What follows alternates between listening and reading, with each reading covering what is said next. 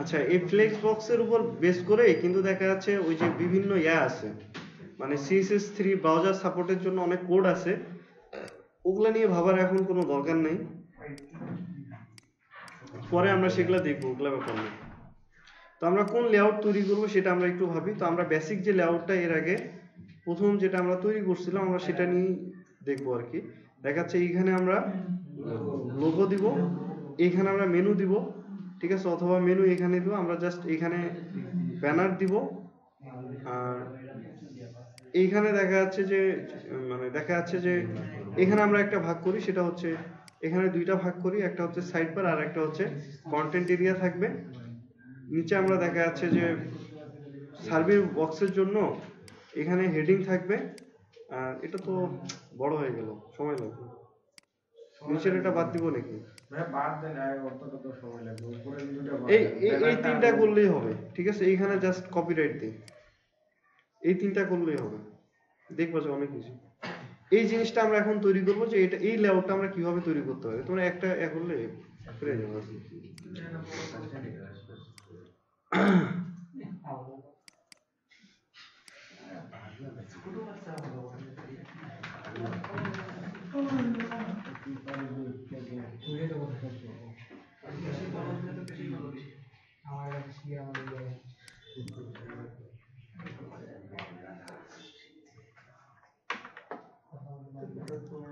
আমরা কিছুই রাখলাম না, এরকম ওপেন করলাম, তাই না? তো প্রথম আমরা একটু চিন্তা করি, ভিডিও কি চালু তো করছে মনে হয়। আচ্ছা, প্রথম যেটা হবে সেটা হচ্ছে যে আমাদের একটা হেডার এরিয়া আমরা চিন্তা করি, তাই না, যেহেতু যেটার ভিতরে আমাদের কলাম ভাগ হবে, আমি বলছিলাম প্রথমে। তো আমরা এখানে দেখা যাচ্ছে যে বলবো যে হেডার এরিয়া, ওকে, এর ভিতরে আমাদের দুইটা পার্ট হবে, একটা হচ্ছে লোগো আর একটা হচ্ছে মেনু, ঠিক আছে। ডিপ, এখানে আমি দিলাম যে লোগো, লোগোর ভিতরে আমি কিছুই রাখতেছি না, এজ অন দিলাম, এখানে আমি দিলাম যে folder ID solution as on. Logo যেহেতু আমাদের লিংক করতে হবে, তাহলে আমরা হেডিং এর ভিতরে কি নিব, এখানে অ্যাঙ্কর ট্যাগ,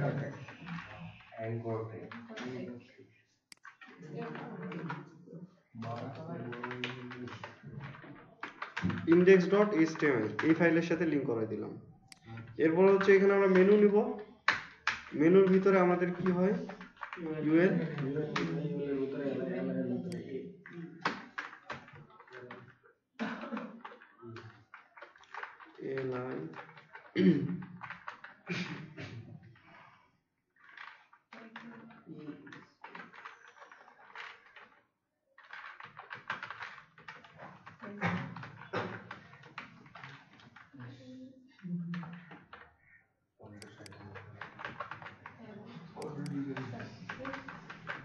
যাক এইটাই থাকলো। হ্যাঁ, তাহলে এটা আমাদের হয়ে গেল। ব্যানারের জন্য কি থাকবে, আমাদের একটা ইমেজ থাকবে।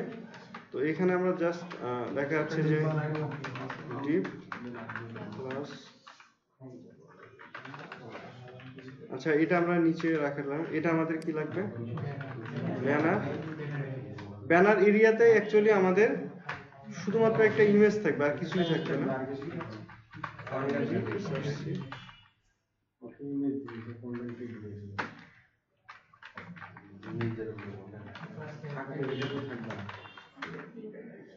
আচ্ছা এখানে একটা ইমেজ দেবো, ওকে, এটা ক্লিয়ার, এটা ক্লিয়ার। এখন থাকতেছে কন্টেন্ট এরিয়া, তাই না? তাহলে এখানে বলবো যে কন্টেন্ট এরিয়া, এর ভিতরে আমাদের কয়টা ডিপ থাকবে, দুইটা ডিপ থাকবে, একটা হচ্ছে সাইড বার, এখানে আমরা h2 দিলাম,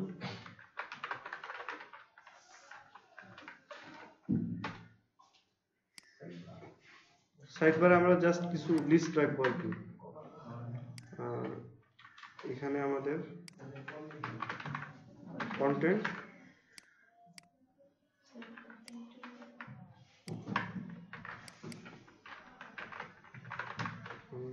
এরিয়া, আর এখানে আমাদের ওই যে প্যারাগ্রাফ লাগবে।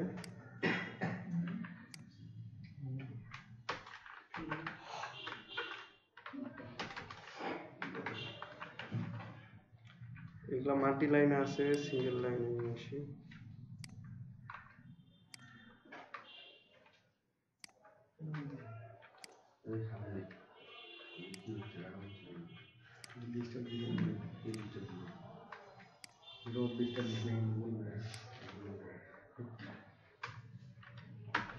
ওকে, এরপরে কি হবে আমাদের কপিরাইট ফুটার, এখানে জাস্ট পি দিলাম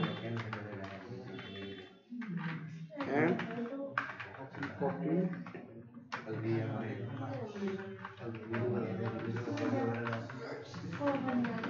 চুপ করো না, কি হয়েছে, কথা বলা কেন, কি সমস্যা?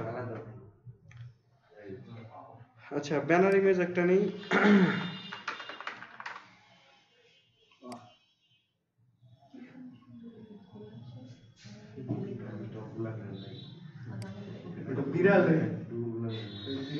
এটা দেব না, ওটা দেব না, এটা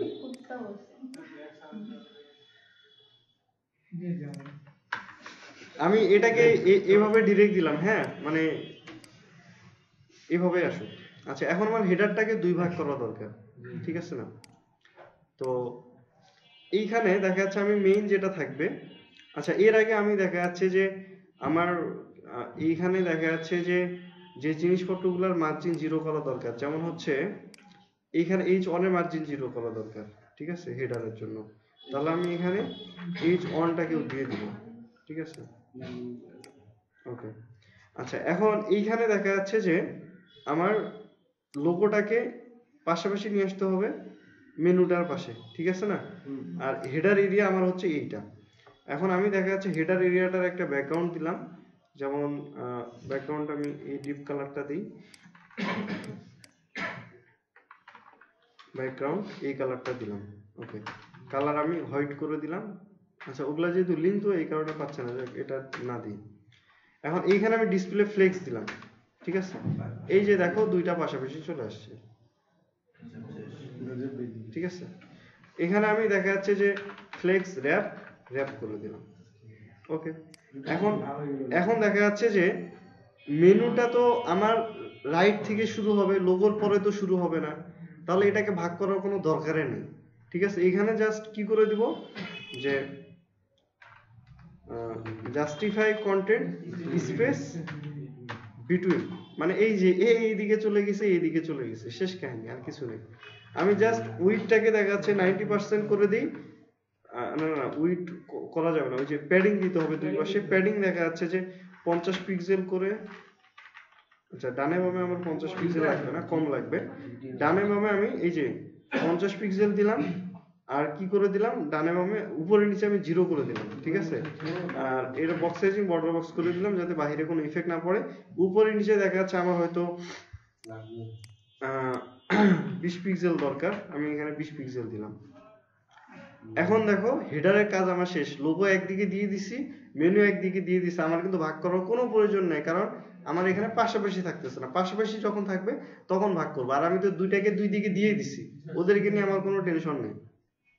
এটা জাস্ট কপি করলাম, শেষ, এখানে দিয়ে দিই। এখন আমার এইখানে কি দরকার শুধুমাত্র এই যে লোগোর পরে আমার যে এ আছে ডট লোগো, এর ভিতরে যে এ আছে এটার আমার কালারটা চেঞ্জ করা দরকার। আমি কালার এখানে দিলাম হোয়াইট করে দিলাম, এই যে লোগোটা। আর এটা টেক্সট ডেকোরেশন থাকবে না, আমি দেখা যাচ্ছে যে টেক্সট ডেকোরেশনটা নাম করে দিলাম। অ্যাকচুয়ালি টেক্সট ডেকোরেশন কিন্তু আমার যতগুলা এ আছে একটাতেও কিন্তু লাগবে না, তাহলে আমি এখানে সরাসরি এটাকে নিয়ে টেক্সট ডেকোরেশন নাম করে দিতে পারি, তাহলে দেখা যাচ্ছে এগুলা থেকেও চলে যাবে।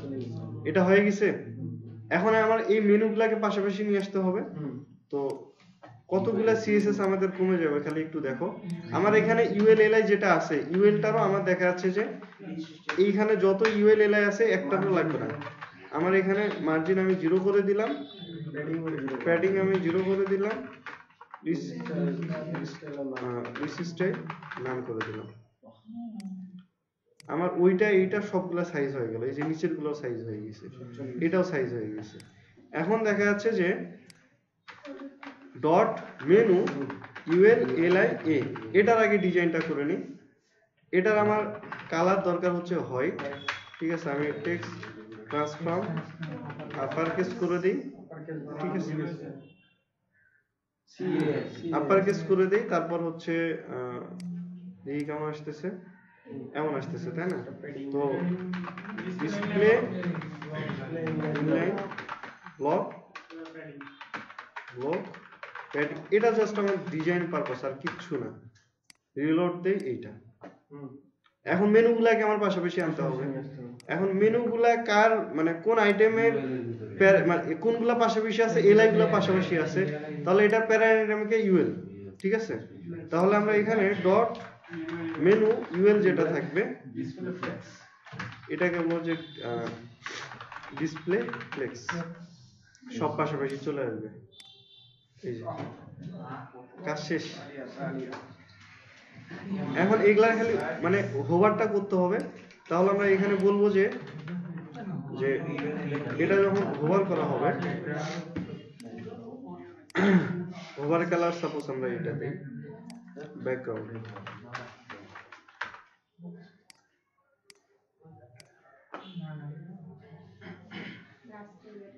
এখন এইখানে একটা প্রবলেম হতে পারে, দেখো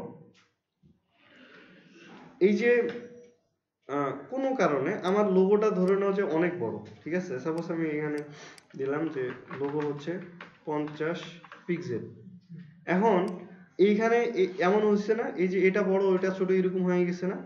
মজার ব্যাপার হচ্ছে এই যে হেডার এরিয়া যেটা আছে না, ঠিক আছে, এটাতে আমরা যদি এখন অ্যালাইন আইটেম সেন্টার করে দেই, তাহলে আমাদের আর ওই উপরে নিচে মাপে মাপে প্যাডিং দিতে হবে না, ওরা উপর নিচ থেকে অটোমেটিক মাঝখানে চলে আসবে।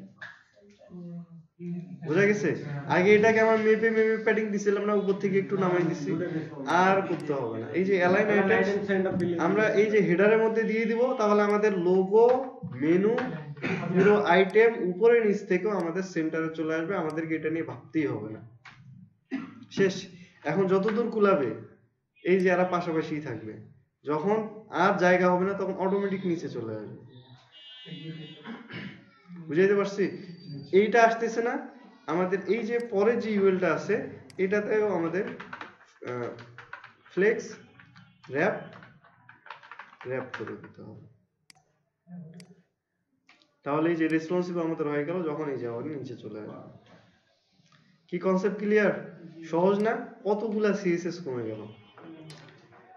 সেকেন্ড আসি, এখন আমাদের কি আছে, ব্যানার ইমেজ আছে। ব্যানার এরিয়ার মধ্যে যে ইমেজ আছে এটাকে তো কিছুই করতে হবে না, শুধুমাত্র ওটাকে ডিসপ্লে ব্লক করে 100% করে দেবো। ব্যানার এরিয়ার ভিতরে যে ইমেজ আছে, ঠিক আছে, এটাকে আমরা ডিসপ্লে ব্লক করে দিব যাতে ওই যে নিচে স্পেস না আসে। আর এখানে বলবো যে উইথ 100%, যতটুকু আছে ওই অনুযায়ী সে 100% হয়ে যাবে। শেষ। এখন এই দুইটাকে ভাগ করতে হবে। আচ্ছা, আমরা এই যে ফুটার এরিয়াটা করে ফেলাই, ফুটারটা যেহেতু সহজ, ঠিক আছে, কতগুলা সিএসএস কমে গেল দেখো।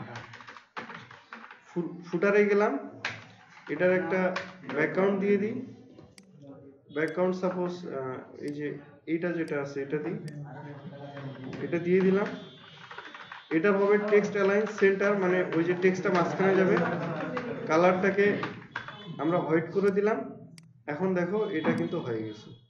আচ্ছা, এটা ওই যে এই যে দেখো এটা হয়ে গেছে, এখন শুধু আমাদের উপরে নিচে প্যাডিং লাগবে। তাহলে এখানে প্যাডিং দিলাম যে 10 পিক্সেল দিই।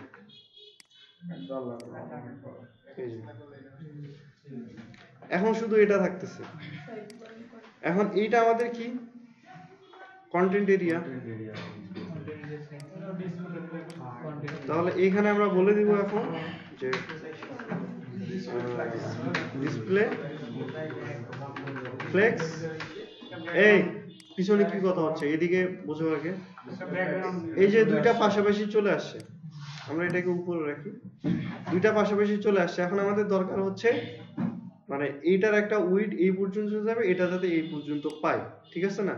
তাহলে দেখা যাচ্ছে যে আমরা এইখানে কন্টেন্ট নিয়ে যাতে ঝামেলা না হয়, তাহলে ফ্লেক্স র্যাপ আমরা র্যাপ করে দিব, ঠিক আছে? আর এখানে আমরা বলবো যে সাইড বার মনে হয় শুধু ছিল, সাইড বার না, সাইড বার শুধু ছিল। তাহলে এখানে বলবো যে সাইড বার ফ্লেক্স 0 0। এখানে আমাদের কত পার্সেন্ট, আমরা এখানে দিলাম 30%। এখানে দিব যে কন্টেন্ট কন্টেন্ট 70%। আচ্ছা, আর এই যে এটা যাতে আবার ওই যে উপরে কন্টেন্ট মানে এর মতো যাতে প্যাডিং পায়, এই কারণে আমরা এখানে প্যাডিং সাপোজ আমরা 50 পিক্সেল করে নিব, তাহলে যাতে এরিয়ার প্যাডিংটা আমাদের ঠিকঠাক মতো পায়। এই যে এইটা এরিয়া, বুঝাইতে পারছি? আচ্ছা এখন আচ্ছা ব্যাকগ্রাউন্ডটা দেই না, ব্যাকগ্রাউন্ডটা দিলে ভালো বোঝা যাবে।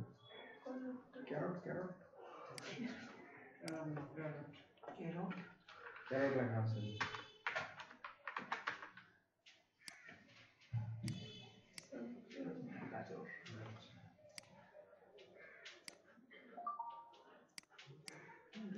সাইড বার এইটাকে আলাদা একটা দিই।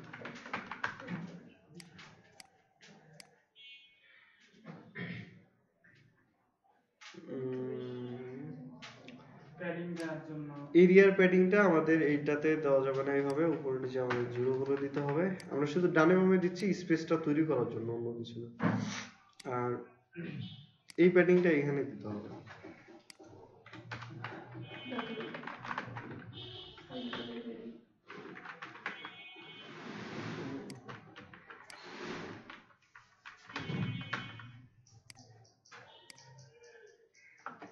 ঠিক আছে? আচ্ছা, আর ডানে বামে আমাদের কত লাগবে আমরা 25 করে দিই।